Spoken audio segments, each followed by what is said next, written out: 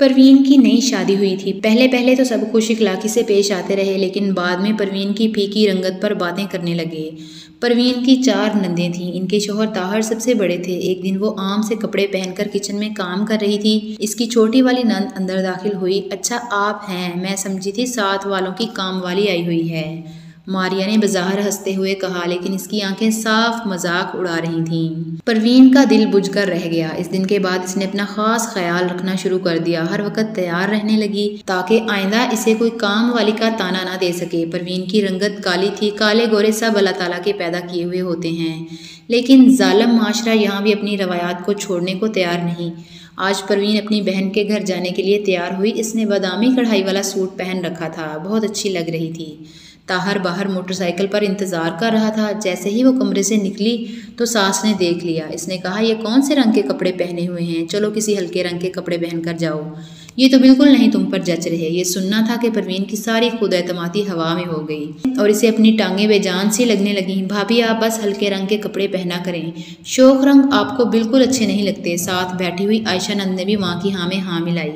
عائشہ خود گوری رنگت کی مالک تھی۔ اس دن پروین کا دل ٹوٹ گیا اور وہ ٹوٹ کے قدموں سے باہر کھڑے طاہر کو کہنے لگی کہ میں 5 منٹ کے بعد آتی ہوں۔ کمرے میں چلی گئی۔ تھوڑی دیر بعد وہ کمرے سے باہر نکلیں تو عائشہ نے دیکھا اس نے ہلکے براؤن رنگ کا سوٹ پہن لیا تھا۔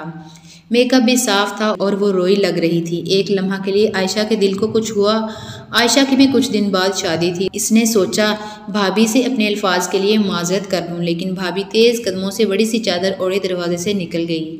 ساس نے دیکھا تو کہنے لگی، یہ کالی بہو ہم کو پتہ نہیں کہاں سے مل گئی ہے، میری آنکھوں پر بھی پٹی بندھ گئی تھی جب رشتہ لینے گئی تھی تو بڑا میک اپ کر کے بیٹھی ہوئی تھی، یہ تو بعد میں کھلا کہ اصل رنگ تو کالا ہے۔ پروین کی ساس مسلسل بولے جا رہی تھی، اب تو آوازوں کی عادی ہو چکی تھی۔ اس دن بھی پروین کچن میں پیاز کاٹ رہی تھی جب اس کی ساس بولنا شروع ہو گئی، بندے بھی کچھ بات اور بھی ہونی چاہیے۔ ایک دن میرے سے پیاز تھوڑا زیادہ براؤن ہو گیا تو سارا دن مجھے باتیں کرنے لگی، اکرم سے میری شکایت بھی لگا دی، اکرم نے مجھے سب کے سامنے تھپڑ مارا۔ امی جی اتنا کہہ کر عائشہ پھر رونے لگی۔ باہر کھڑی پروین کا دل جیسے دھڑکنا بند ہو گیا ہو۔ اس نے کبھی نہیں سوچا تھا اصل رنگ من کا رنگ ہوتا ہے، من کالا تو تن کالا۔ مسلمان وہ ہے جس کی زبان اور ہاتھ میں شر سے دوسرے مسلمان محفوظ رہیں۔ ایک شخص گوشت کو فریز کرنے والے کارخانے میں کام کرتا تھا۔ ایک دفعہ کارخانہ بند ہونے سے پہلے اکیلا گوشت کو فریز کرنے والے حصے میں چکر لگانے گیا تو غلطی سے دروازہ بند ہو گیا اور وہ اندر برف والے حصے میں پھنس گیا۔